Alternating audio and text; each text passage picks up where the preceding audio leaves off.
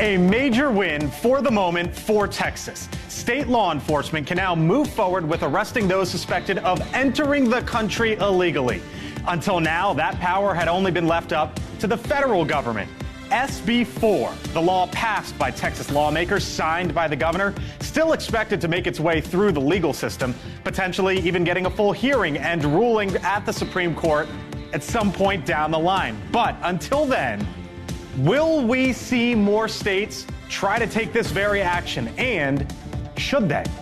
Come on in. I'm Blake Berman. This is The Hill on NewsNation.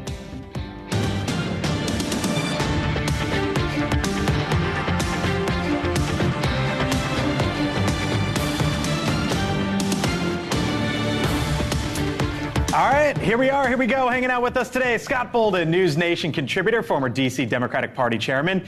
Nan Hayworth, of course, the former Republican congresswoman from the state of New York. Kaivan Shroff is a Democratic political strategist. And Denise Gitsham, NewsNation contributor and Republican strategist as well. Hello to you all. Nice to have you all in. Big decision out of the Supreme Court today. So what about those questions, Nan? I'm sorry. No, I know you want to jump in. I want to jump. I know you want to jump in because you got the legal side of this coming up. But I want to start. We'll get there. I want to start with the Republicans though, because this was a Republican legislature with a Republican governor putting this action forward. And I'm just wondering, now that the Supreme Court has temporarily cleared the way, are we going to see other states that have the same setup, Nan, like Texas, sort of saying, you know what, now's our turn? It's a reasonable question to ask. The decision was issued without comment by the majority. There was an extensive minority dissent by Justices Sotomayor, Kagan, and Ketanji Brown Jackson. But what they did was basically say, no, this has to be resolved by the appeals court. So they were not endorsing that law. Or if it doesn't happen, or if that doesn't happen soon, then maybe we'll take it up. Of course, that's right. But it was a temporary reprieve from a judgment, if you will, by the Supreme Court, but not an ultimate decision. We're going to see more Republican states go down this path? I mean, it's an election year. What aren't we going to see? Of course we are. If they want to win, they will, because it's one of the top two issues that all Americans are concerned about. And you know what I really hope to see? I hope it goes far beyond that, because Justice Sotomayor gave us an incredible reason, a whole list of them, for why we need to not only continue with these sorts of laws, but gut sanctuary cities and states. She said she's concerned about the way that this law hampers active federal enforcement efforts, undermines federal agencies' ability to detect and monitor imminent security threats, and deter non-citizens from reporting abuse or trafficking, which is what every single sanctuary city and state law does right now. All right, Scott, I held you back for 2 minutes and 58 seconds. How long you got? This is wrong-headed. It's temporary. Call us down, but not out, because it violates and goes against, even temporarily, a century of laws that put the complete purview of immigration at the federal level. The other thing is, this is a practical matter. It is going to cause chaos at the border. How? Because more chaos. Hold on for a second, because here's what the White House said. They said SB 4 will not only make communities in Texas less safe, it will also burden law enforcement and sow chaos and confusion at our southern border. So that's what we're hearing from the White House. That's what we're hearing from Democrats. Let me tell you why. Because the states don't have any right to repatriate these citizens, these undocumented workers back to their home countries. So you have state officials, state police arresting them. Maybe they're illegal, maybe they're not. You have the feds catching and releasing them. And where are the Texas jails going to hold them? If you can't hold them, who are you going to turn them over to? Under the federal law, you got to repatriate them, and there's no mechanism to do that. Okay. It's going to add to the chaos. Here was Donald Trump earlier today, and then I'll get your reaction on the other side. They have to close the borders. Our country is dying. Our country is being overridden. This is an invasion. Our country is being invaded by people nobody even knows who they are, where they come from. Okay, so that was the White House, and then Donald Trump. We know Trump thinks immigrants are animals and that he wants a bloodbath. We've heard it over and over again, but we've seen this insurrectionist. Well, he said that was the least of it, right? So we don't know what he included. But this insurrectionist Supreme Court has shown that they are in the tank for MAGA. They are totally corrupt. Historic lows in support for this court. You have people like Justice Breyer writing a new book to warn his colleagues to stop being partisan hacks. So I think this is a great political issue. Hillary Clinton warned the Supreme Court was at stake in 2016, and they said she was alarmist. The court, our democracy is at stake this election, and people are downplaying that again, and it's time to end that. So is attack the court a winning strategy? Call out the court. Tell the truth about the court. Every single one of the 6 conservative justices has an ethics scandal or conflict of interest. I think this temporary decision. I think this temporary decision gives cover for the Fifth Circuit because it's going back to the Fifth Circuit. Yeah, that is a conservative court, so it gives them some cover. But let me ask everybody real quick: if Biden can shut the border, if Biden can shut the border, and you all are demanding that, then why didn't Donald Trump do it between 2016 and No, they support Trump ruining the bipartisan deal, the bipartisan border deal. They're all in the tank. Nan, I'll give you the last word here. Trump didn't ruin the bipartisan border deal. I happen to agree that I think this decision is probably going to be overturned, including by SCOTUS, because of sovereignty of the federal government over the borders. But that puts the blame and the responsibility right back on the Biden administration. Bipartisan border deal. Incontinent, chaotic executive borders. orders. So in no way does this exonerate this president from his Joining us now, I want to go to Congress real quick. Joining us now, Texas Democratic Congressman Henry Cuellar. He represents the areas in and around the border town of Laredo, Texas. He also just launched, by the way, Democrats for Border Security, the Democrats for Border Security Task Force, and is a frequent guest here on the show. Congressman, thanks for being back with us here on the Hill. This is a big win for the state of Texas, at least the Republican lawmakers and the Republican governor who wanted SB 4. Now that this is allowed to happen, can you explain in your view, or maybe you don't think this way, I don't know, how this is going to create chaos, as the White House puts it? Well, first of all, I disagree with the Supreme Court that a state has the right to enforce immigration laws.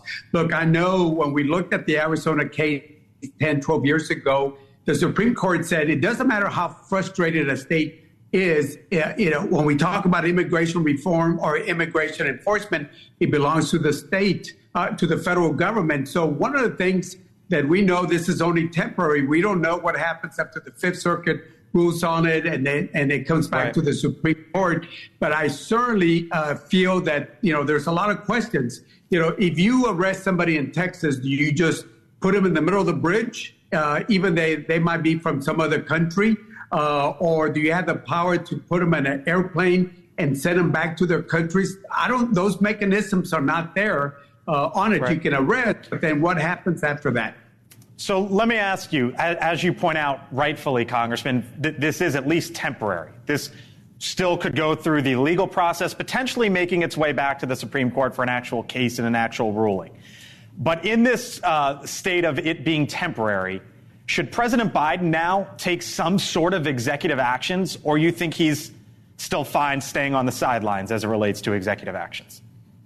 Well, look, I'll say what I've been saying for the last 3 years. I mean, I think it doesn't matter if it's Biden or any other president. There's a lot of things that a president can do. For example, if you remember in December, we're getting 10 to 12,000 people a day. Now it's been cut in half. Did we build new walls? Did we add new border patrol? No. What happened? We got Mexico to do a lot more, and the numbers are being cut. So there's a lot of things that a president can do. But at the end of the day, it still needs funding from Congress, and probably we need to change some of the asylum laws in a way that we can balance it. So you bring up funding. As you know, Congressman, there was this funding deal that has been negotiated by the White House and Congress. Alejandro Mayorkas, the DHS secretary here in Washington today, said this. He said that deal is, quote, no cause for celebration. He went on to say, we are terribly, terribly underfunded. That is the head of DHS. So is Mayorkas wrong? Or, Congressman, did the White House and Congress fail DHS with this deal? It's got to be one or the other, right? Yeah, I mean, Congress should have put in more money. Look, I sit as the ranking member for Homeland Approach. The money's not there. So is it a failure of the White House? No, I think it's something that Congress should be putting the money in it. We're the ones that's supposed to be appropriating the monies, and we got given a certain amount of monies to deal with Homeland. It's just not enough, and that's why the supplemental part of the Senate border deal was so important to add extra monies in Homeland, so we can keep up with Homeland operations, but it's not enough. I can tell you that. Okay. Congressman, I'm sure we'll talk to you again soon. Congressman Henry Cuellar, Democrat from Texas, represents the Laredo area. Always appreciate your time, Congressman. Talk soon. Thank you so much. Yep. All right. To the other side of the aisle now. Come on in, Congressman Mike Collins, Republican from Georgia, who is also the sponsor of the Laken-Riley Act. There is news on that front, which we're going to get to here in a moment, Congressman. But thanks for being back here on the Hill. You've probably been listening to some of the panel, and I'm sure your colleague on the other side of the aisle. The question that I asked, Congressman, at the beginning of the show is, are we going to see other states, Republican-led like Texas, now do what Texas did? Should your state of Georgia do the same? You know, we've been saying for months that every state is a border state now. And Texas, rightly so, had a great win today. And it was also a great win for America. And it shows that there is a path that when the Biden administration will not secure that border down there, that states can at least grab hold of this and try to stem this flow of these illegal migrants coming across that border down there and send them back home. So, yeah, it was a great win. It's a great win. And I would love to see any legislation out there from any other state that can get this and duplicate it to do that. So would you call on the lawmakers there in Georgia, call a special session, get in there, pass this thing? You know, I think that'd be a great idea. And I'm sure Georgia is looking at it. I know that they understand just how bad this immigration problem that we have. You know, I know you're going to talk about Laken-Riley a little bit, yep. and this is a huge part of that. But you've also got gangs, you've got fentanyl out there that are killing Americans, you've got human trafficking going on across this country. We've got all elements of criminal activity that's been going on from these illegal migrants that have been crossing into our country, and we are trying to turn over every rock we can find to stop this. So I mentioned Laken-Riley, and you brought her up as well, Congressman. You, of course, represent Athens, Georgia. You introduced the Laken-Riley Act, which passed in the House of Representatives, bipartisan support. I think something like close to 36 Democrats voted for that. Laken-Riley's father has spoken out, and I want to ask you about what he said on the other side of this. Listen. It's incited people who are going to have a vote in November, and I think it's being used politically to get those votes. How do you feel about that? It makes me angry. She should be raised up for the person that she is. He suggests, Congressman, that his late daughter is being used for political purposes. And when you hear that, I wonder what goes through your mind and what you might want to say to that father. Yeah. Well, you know, and I understand that. I think what he was talking about was the divisiveness out there across this country, and it's dealing with immigration. And people from both sides, from what I read on his quote, were inundating their family and calling them. So that is different. That has nothing to do with the legislation that I am offering up. The legislation that we've put out there has the grace of Laken-Riley's family. They asked me when we talked about, is there anything you can do, Congressman, to make sure that this never happens again to another family? And when we took a look at it, we took a look at exactly what was going on, and we took steps to create a good piece of legislation that just puts another tool in law enforcement's toolbox to stop, detain, and deport these criminals and their criminal activity that they're bringing across the border. And to be clear, I wasn't suggesting he was talking about you, Congressman, but I wonder if you think this is going to, when it might get its day in the Senate. Do you have any inkling? Oh, well, I mean, you know, you take a look, and I know some of the people that I've heard out there in the past were talking about this is nothing but a messaging bill, but as proven in the House, when we had over 36 Democrats join us to pass this, it's a good piece of common sense bipartisan legislation. We're going to start tomorrow.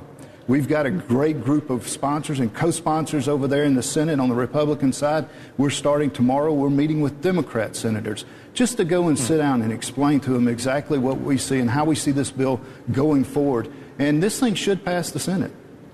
All right, Congressman Collins, we'll leave it there. Mike Collins from the state of Georgia. Talk to you again soon. Appreciate it as always. Thank you. Yep, you got it. All right, meantime, the crisis is not only on the U.S.-Mexico border down south. but is now spiraling out of control in our own backyard in Haiti and also in Cuba, south of Florida, you could say. Gangs are now in control in Haiti, and the violence is displacing thousands of people there, threatening a new migrant crisis. While with the U.S., meanwhile, Cuba is also facing a dire economic situation, sending protesters into the streets and raising questions about the stability of the country there. Nan, real quick, before we head to break, we talk about the southern border all the time, but that's a reminder off the coast of Florida that now all of a sudden we got to keep our attention there too. Well, you're absolutely right, and that's why Governor DeSantis took such very strong action last week to ensure that they were ready to repel illegal migration on their shores, which is sure to happen. It's a terrible situation that's happening in Haiti, but it cannot result in more illegality in the United States. Real quick, do you have any issues with what DeSantis has done? Well, I think actually he was criticized by Trump, right, for not being hard on this issue. So, I mean, MAGA can't seem to get its act together on what they think on the border. Do they want border security? Do they want to blow up the border bill? Do they want progress on this issue? And the answer seems like no. They want to stop anything from being done. I think what's heartbreaking is there are people in Haiti that actually need our help. There are people that are suffering horrific humanitarian problems. Those are the kinds of people that we should be allowing in to ask for asylum. And because we no longer have the bandwidth, because we've let 4,000 Chinese CCP people come over the border, we've allowed all these other folks to come in, Americans no longer have the bandwidth or appetite to do what our asylum laws should have done, which was to help people like the people of Haiti. Scott, last word. Real quick, the real threat to immigration because of what's going on in Haiti is the Dominican Republic. They're taking actions there, yeah. They put up a wall. Yep. I thought that was kind of interesting. All right. Well, still to come here from the Hill. Should the federal government spend up to $1 billion, $1 billion, so that we can have a coast-to-coast trail? Why that possibility is now afoot. Plus, he wants to buy TikTok, but he shouldn't because he is MAGA. That is the case that is now being made by a sitting senator against the former Treasury Secretary Steve Mnuchin. So why is it okay to say who can buy what based on their own political beliefs? And President Biden stopping in Sin City today. So what's bringing him out west? You are watching The Hill here on NewsNation. We are back in a few. Stay with us. Please stay.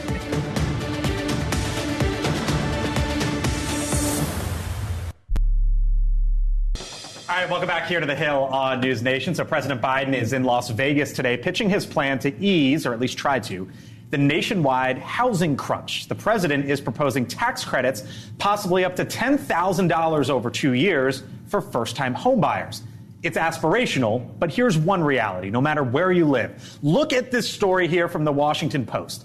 It spotlights a grocery store in Sheboygan, Wisconsin, saying that the 2024 election, quote, could come down to grocery prices. Now, the article includes quotes from those who shop at one of the local grocery stores there. This is one of them. Quote, why do we have these super rich people telling us everything is okay when everything has gone up at least $1 or $2? You know, Scott, I thought to myself, for all the... coming to me first? I want to start with the Democrats on this. You're sitting next to me. Thought to myself, I need time to think about this after that quote from that lady. It had nothing to do with being with doing well financially. I promise you that. But you know, for all the noise and the talk about the election comes down to this, the election comes down to that. What could it be? Trump's legal, Biden's age, blah blah blah. And you see the president out there trying to talk about housing prices today. At the end of the day, does it come down to what those folks in that grocery store in Sheboygan, Wisconsin talk about, which is, I need this item and that item just $1 or $2 cheaper? Well, he's talking about housing because 30% of the inflation rate right now is made up of housing prices. And things may be trending down, but the one thing that has been stubborn in this whole inflation period has been grocery prices. Yep. And some gas prices, although gas has fluctuated. And it's a real problem. If I was Joe Biden, my recommendation would be, there are only 3 or 4 grocery store food providers that control grocery stores, the big ones. Major chains and what have you. And I would meet with with them and see are they doing everything they can to be fair about these prices. Oh, Nan is cringe right now. No, to voluntarily, if you will. Oh, but something's got to be done. The Republicans want to criticize that recommendation, but listen, he's got to do something because they're stubborn. They're stubborn. I don't disagree with you. They should do everything they can, but here's the beauty. Well, why are you twisting in your seat then? Because I'll tell you why. I'll tell you why. Because it doesn't take a president sitting down with them. That's called the free market. Yes. So those four big chains all do what? They compete against each other. And they have shareholders. And so that is the biggest driver down of price. When did these high prices start? When did they start? They started during the COVID with, pandemic. They started with So massive misallocation of No, I think public Trump exacerbated our COVID crisis by being totally irresponsible, denying the realities of the pandemic, and the Biden telling everyone to drink administration bleach. piled on. Hold on 1 second. Let's show the price chart of bread. So this is price per pound, and you can see the gray line in the middle there. Or there we go. Nice red and blue. That makes it easier. So that was the price of bread during the Trump administration. And you can see where things sort of change over during the Biden administration. But that's a COVID economy that Biden inherited. But at the end of the day, so here's my question. I go back to the initial question.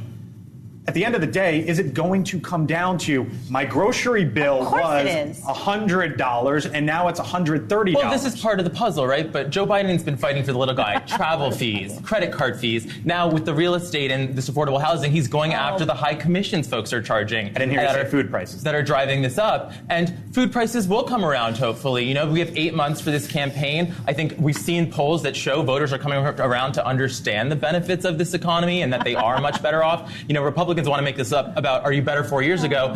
4 years ago, you couldn't get toilet paper at the supermarket, let alone buy affordable groceries. So I think we should get real about it. I think we should get real about it. Okay. Let's talk about Bidenomics. Let's talk about doubling down on our failing economy. Let's talk about the fact that there's an affordability crisis that no matter how high wages go up, Americans have lost $10,000 in purchasing power. Let's talk about the fact that he literally owned it by putting his brand on it. And so whatever it is, you're stuck with, and people are feeling the pain. And let's just go back to James Carville, the smartest man that ever walked the face of this Democratic Party, who said so clearly and understood so well, it's the economy, stupid. And Democrats will take that.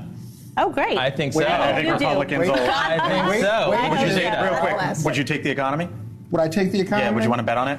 Yeah, I'd bet on it 8 months from now. Sure. Okay, all right. More job creation than the last three presidents. We'll leave it there. Still more ahead here on the Hill, including new testimony on the deadly U.S. withdrawal from Afghanistan. The United States military performed one of the most incredible evacuations under pressure in recorded history in an extremely difficult, dynamic, and dangerous environment. Former military leaders appearing on Capitol Hill today talking about the chaotic exit from more than 2 years ago. The former presidential candidate and retired General Wesley Clark joining us on the other side of the break. And he wants to buy TikTok. But one senator says he shouldn't because of his political views. Why is it okay to make that argument, no matter where you are politically? You're watching The Hill here on News Nation. We're back in a few. Stay with us. Welcome back. So from Kevin O'Leary to the former Treasury Secretary Steve Mnuchin, there are several people lining up, at least publicly, talking about potentially buying TikTok. But there's already one Democratic senator criticizing Mnuchin's efforts and even his ties to Saudi Arabia. Senator Ron Wyden from Oregon telling Semaphore, in part, quote, "I don't see how America will be any more secure if the next owner of TikTok is a MAGA Trump crony backed by Saudi Arabia's sovereign wealth fund." Denise, you were laughing as I was reading that. Well, Why? I just want to make sure I heard this correctly, right? So a Democratic senator from Oregon is equating a former U.S. cabinet secretary. Treasury secretary. Treasury secretary, and our second closest ally in the Middle East to the list of foreign adversaries in that, and that would be China, Iran, North Korea, and Russia. I just want to be clear that we've gotten to the point of a division in our nation where an actual sitting senator is now equating an American that serves an administration that he disagrees with a foreign adversary. The reason why I bring it up, though, is because he's saying that Mnuchin shouldn't buy it because he's quote-unquote MAGA. MAGA, right. So basically saying you're a Republican who backs Donald Trump. You shouldn't do it. Therefore, by the way, Steve Mnuchin is a private citizen, cannot buy or should not buy a private company. Well, is that fair, though? I think he's pointing out, right, Steve Mnuchin's owned by the Saudis, and it's another foreign government hostile to the United States, that if the concern is this election interference, that people say, why would you have a partisan hack owned by a foreign country? What do you mean? This company? And then I think also,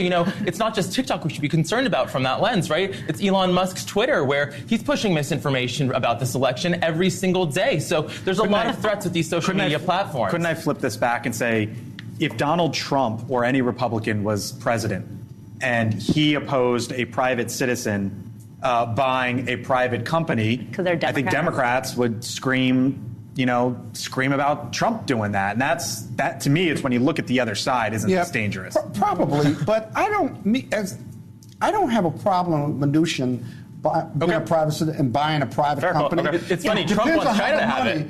Right, because that's what the latest check said. He can't afford it anymore. He can't afford it anymore. He can't afford anything. But the thing is, how this sovereign fund, right? Because Saudi Arabia's got a lot of issues. I'm not sure we should be embracing Saudi Arabia in regard to... We do everything in Saudi Arabia. They may be a partner of ours. And to be fair, there's also real questions about Steve Mnuchin walking out of the White House and then raising money from the Saudis to... But your issue is about division. I mean, the Kushners walked out with $2 billion. Company, or if he borrows that money with a return on that investment, that type of corporate structure matters because they won't be owning it, even though once he gets the money, it's his money. Man.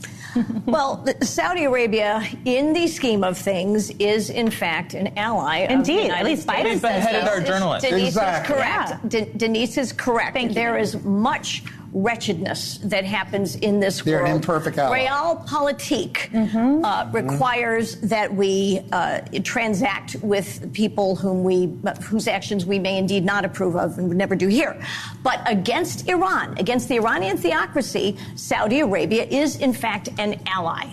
I'm not saying, therefore, they should own TikTok, but the Saudis owning TikTok versus China owning TikTok, I don't really see a big moral dilemma there. Meantime, also on Capitol Hill today, a hearing on the U.S. withdrawal from Afghanistan. Nearly 2.5 years later, lawmakers still searching for answers about the chaos and devastation that unfolded at Abbey Gate when 13 service members were killed in the final days of the United States withdrawal in Afghanistan. People all over the world watched as babies were flung over barbed wire fence by mothers without hope. Desperate Afghans fell to their deaths from airplanes, and hordes of people surrounded the airport as they tried to flee for their lives. The damage to our reputation and our credibility, the United States credibility around the world, that damage will last for generations. Now, the top two military leaders overseeing the operation testified before Congress again today, but for the first time as retired officials. The fundamental mistake, fundamental flaw, was the timing of the State Department. I believe that the events of mid and late August 2021 were the direct result of delaying the initiation of the NEO for several months. In fact, until we were in extremis and the Taliban had overrun the country. Joining us now is the retired four-star General Wesley Clark. General, thanks for being with us here on the Hill. First time, I believe. Appreciate the time. This hearing up on the Hill today, of course, examining what happened 2.5 years ago in Afghanistan. I'm wondering from your perspective, sir, what you took away and what, if anything, you learned today. Well, I think it's absolutely true what General Milley and General McKenzie said, that the non-combatant evacuation order should have been prepared and given earlier. But I think the root of the problem goes back a lot further than that. Really goes back to 2001, when we struck Afghanistan militarily without a real plan. And the Taliban government collapsed. We never really got hold of it. We deployed forces there for over 20 years, and we fought the same, as the participants would tell you, fought about the same war 20 different times, 1 year at a time. And in 2014, we stopped U.S. troops going on combat operations. On 2018, we stopped them being out there and able to observe what was happening firsthand. This was under the Trump administration, so we lost our direct intelligence feed as to the progress of the Taliban. And then under the Trump administration again, a withdrawal agreement was negotiated, which really didn't have any leeway for leaving forces behind. The military advice was leave forces behind. That's good military advice. Had I been there, that's the advice I would have given. But it wasn't taken for whatever reason, maybe because of the agreement that was previously negotiated by Trump, and maybe the Biden administration didn't feel they could. Yeah, so what did the Biden administration get wrong as you see it? So for the Biden administration, the problem was that they didn't understand, they didn't have the intelligence to show how rapidly the Afghan military would collapse. The predictions were 6 months to a year, maybe. But instead, it was like 4 to 6 weeks as soon as the United States announced it was coming out and left no residual force there, and that was clear. The wheels came off the car, and immediately these forces out there collapsed and cut their own deals with the Taliban. You know, I mentioned this was the first time we heard from these top officials as no longer being officially in the chain of command, and General McKenzie said something today, General Clark, that really got my attention. I want to play it and get your reaction on the other side. I was the overall commander, and I alone bear full military responsibility for what happened at Abbey Gate. Where those 13 U.S. service members died, 170 Afghan civilians. He says, I alone bear full military responsibility. When he says that, sir, how do you process that? How do you read it, and why do you think he said that today? Well, he said it because he was the commander in charge, and it's true, he was responsible. But there were people below him who also had responsibilities that didn't either see what the problem was or execute them correctly. So there are a lot of people up and down the chain of command who had a hand in this failure. Former retired General Wesley Clark, former four-star general. Very nice to talk to you, sir. Appreciate the time and your perspective as well. Thank you, sir. Thank you, Blake. Yep, you got it. By the way, there's some reporting out today that 12,000 special immigrant visas are going to be granted for Afghan nationals who assisted with the U.S. war effort. Right call? Yes. Everyone believe that's the right call? Absolutely. So there were Afghans on the ground that were helping us as interpreters. Yes. And so this temporary funding deal, I believe, is sort of the vehicle that it came through. Mm-hmm. And there had been a push for quite some time it's about time to help these Afghans who helped us for years and decades. And now we're learning that 12,000 of them might be receiving these many risking their lives. Many risking their lives. To note as well today.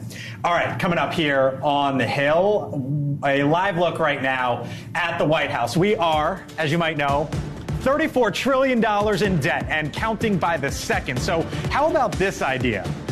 Spending $1 billion to connect trails from coast to coast across the country. It might be a good idea, maybe you think. I don't know. Or is it wasteful spending? Plus, would Donald Trump really try to deport Prince Harry out of this country? A newly released interview, and that very question is raised. We'll tell you what he said. Other side of the break, you're watching The Hill on NewsNation. We're back in a few. Stay with us. State of Florida. And you can see there he is with his wife, Melania Trump. This was in West Palm Beach earlier today. So as they walk out of that polling booth around the table polling location, around the table we go. Denise, what do you see? I see a really fabulous dress. That's incredible. I do not look like that when I go to the polls, believe it or not. Melania Trump out alongside Donald Trump today. What do you see, Kaivan? Well, we found Melania before we found Kate, so it's nice to see them voting not by mail finally, so less hypocrisy from these two. That's funny. There you go. What do you see? Well, I just said, oh my, yes, I have to up my voting game quite a bit. Going to the polls? Yes, Melania does look ponytails. Keep the video up if you can, if you don't mind. Everybody should wear that. Trump and Melania. What do you see there, Scott? A political arrangement, not a political marriage. Ooh. Lack of intimacy. They never touched. I've been in those situations. They never do. I've been in those situations. At least a couple I won't times, ask. I won't right? probe. I hope you didn't find the same outlet as Trump. It He could be can't even expensive. reach around that. Look at that skirt, Scott. He can't reach around that. It's By the way, voluminous. Melania Trump was asked if we're going to see her out more on the campaign trail. So this was when they walked out of the polling location, and Trump took some questions. Melania Trump was asked, "Are we going to see you out on the trail more?" And she said, "quote unquote, stay tuned." So there you go. We'll see. More arrangement. All right. Still here. By the way, speaking of Donald Trump. He's talking about the royals. There was an exclusive interview that the former president gave with the British news outlet, and Trump suggests that Prince Harry could be deported from the U.S. if Trump becomes president due to alleged drug use. Watch. If they know something about the drugs, and if he lied, you'll have to take appropriate action. Appropriate action? Yeah. Which might mean not staying Oh, in I don't America. know. You'll have to tell me. You just have to tell me. Now, Prince Harry's alleged drug use has been at the center of attention following revelations of substance abuse in his own memoir. Currently, the conservative group Heritage Foundation is suing the Department of Homeland Security to publicly release the Duke of Sussex's visa application. You fist pumped. Why does that give you a fist bump? Well, what do my friends in the Democratic Party always say? No one is above the law. Well, this Prince of England, this Prince of the Blood, is not above United States law, and if he lied on his visa application, out he goes. So I was They'll be thinking so to happy myself, see him. surely there's got to be past examples, right? So include the Sex Pistols, who were denied entry into the United States because the band members reportedly had criminal records, including drug arrests, auto theft, and assaulting a police officer. Another example, by the way, the original lead singer of the Rolling Stones, Brian Jones, denied entry into the U.S. in 1969 due to some convictions around that. Simple answer. He should have gotten a genius visa like genius Melania. Well, how can Donald Trump Melania deport Trump someone did not lie on her visa who is application. facing 91 felony convictions? And besides, Harry's not from the southern border. He's from the northern border. He's from the wrong country. He's from the right country, so he'll never be deported by Donald Trump. I think Trump, as usual, has his finger on the pulse of American sentiment. Harry Which is has, what? Well, Prince Harry has a 39% approval rating right alongside President Biden. So this isn't going to take him down. Knew that was It's not going to. He's jealous Obama got the wedding invite and he didn't. I think so. I said it's a little higher than our vice presidents, so that's a good thing. Okay, all right. Meantime, did you see this headline? Pedal coast to coast without using a road. Now, there is a new program that helps connect trails across the U.S. That's the headline, Associated Press. Now, the Great American Rail Trail, that's what it's called. It's a project to try to make a continuous network of walking and biking routes from Washington State, way up northwest, to Washington, D.C. So you're talking about some 3,700 miles all across this country. Now, if you're wondering how that might be the case, the 2021 infrastructure law set aside up to $1 billion for the projects. Why are we talking about this? Because applications for grants are now set to open. So what about this idea? I love it. You like it? I think, as Nikki Haley said, Trump added $8 trillion to the debt. So we have $1 billion to spend on this great idea. It's going to connect the country. It's going to be great for local economies. It's good for health. It's good for climate change. I love it. I mean, Nan and I just learned we're from the same community. We have a great bike trail, right? I mean, you ever make use of that aqueduct? I think so. They set aside $1 billion in the infrastructure law. So that's the other side. Like, do you want to spend $1 billion on something like this? We can't afford it. And the argument has always been, well, it's a drop in the bucket, many drops in the bucket, and eventually you get to real money. Yeah, but you find it stimulates the local economy. The Washington Trail. That's the fallacy, sadly. You call it the Washington Trail. I can explain. You finance it. It takes 10 to 20 years to do. 3,000 miles of bike and walking trail is a lot. I think it's a great idea. And you're right. We've got a lot of debt, but over 10 to 15 years, let them take something else out of the budget then. So speaking of the budget, to be fair, $1 billion has been disallowed for up to $1 billion. So far, of course, Congress is the one who has the power of the purse. They've only allocated $45 million. I say only $45 million. It's still a lot of money, but what about it? $1 million, $1 billion. It all feels like, what is it? It's like $100 bill these days to It's something Trump doesn't have. That's That's right. That's true. Right. I think that we have to really look through the lens of what kind of return on investment. It's not about nobody questions the cost when they know its value, right? When you know something's value, you don't ask, what does it cost? Because you want it. And I just think that this is something that's going to give so much joy to so many communities. It's going to get people out and healthy. Okay. I don't think we should be fighting over $1 billion when we've got bigger fish. So it's worth the investment. We agree. It's worth the investment. By the way, $1 billion in taxpayers' pockets. Well, there's a lot of other stuff we go across that. We started this show on this SB4 ruling out of the Supreme Court today. Now we're learning, Scott, real quick. The Fifth Circuit has scheduled oral arguments for tomorrow, real quick. What does that mean? That's a real quick scheduling of the oral argument, which means they may have a decision in the can already. Remember, it was at the Fifth Circuit. We could have a decision as early as this week or as late as a week or 2 or 3 or a month from now. You just never know with the judges. All right, so they're moving quick on this one. Thanks so much, everyone, for being here. The show join. It's not over just yet. Other side of the break. Our time from wrestler to actor to the White House, who approached Dwayne "The Rock" Johnson. Did you hear this? The Rock about a presidential run. Leland Vittert, host of On Balance, joins on the other side of the break to talk about what this is all about. Who wants The Rock to run? You're watching The Hill here on NewsNation.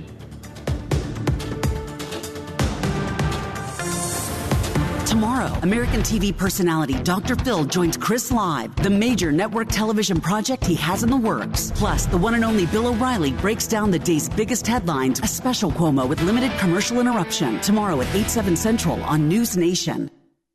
All right, welcome back here to The Hill on NewsNation. So did you see this headline by chance? Potential 2024 candidates keep saying no. But No Labels is pressing forward anyways. According to NBC, they've even made quote-unquote overtures to Dwayne "The Rock" Johnson. Host of On Balance, Leland Vittert. Hello. No Labels keeps on trying. And I think they're still in the trying phase. This is the group that's raised... Look, this was like me trying to get a date for prom. Okay? Come on, Vittert. Really? No, at some point, guys, give it up. The only people who are talking about No Labels are those in the media. In this town. And a few billionaires on some exclusive golf courses like the ones you play on. Oh, no. I don't travel to play golf. The ones you play on, okay, where they can all feel better about each other because they're the ones who are going to fix and save American democracy. Jeff Duncan. Okay, this is a guy who is where we are now. Who's lieutenant governor. No. He said no too. Yeah, so the list was, there's a long list. And keep in mind, this is the group that's raised tens of millions of dollars to potentially field a presidential candidate. Nikki Haley, Liz Cheney, Joe Manchin, Kirsten Sinema. I mean, that's sort of like the who's who of the middle, I guess, or somewhat of the middle. And they're all saying no, apparently. Yeah, well, look, here. It's a bunch of billionaires and consultants. Yeah. You don't become that without being persistent. So, by the way, The Rock, 46% of U.S. adults say they would support a presidential run from Dwayne "The Rock" Johnson. You never know. So 54% are already saying no? 46%'s high, though. No? Okay. You don't think that's high for, right out the gate? 46% would support a run by the Muppets. I don't know. At this point, maybe really. Maybe in the 60s or 70s.